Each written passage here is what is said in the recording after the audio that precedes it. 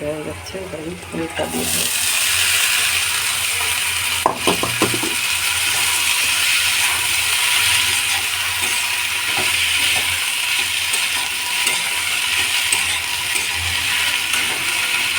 এবার আমি ঢেকে দেবো।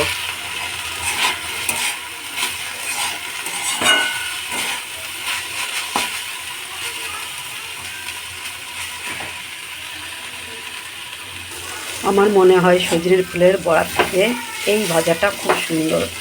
গরম গরম ভাতের সঙ্গে খেয়ে দেখবেন কতটা মজাদার। একবার বানিয়ে খাবেন। ভাজাটা আমার হয়ে গেছে কমপ্লিট। আমি নামিয়ে সার্ভ করে দেখাচ্ছি কত সুন্দর হয়েছে। আমার ভাজাটা কমপ্লিট। কালও বানিয়েছিলাম, আমার খুব ভালো লেগেছে, তাই ভাবলাম বন্ধুদের সঙ্গে রেসিপিটা আমি একটু শেয়ার করি। বাই।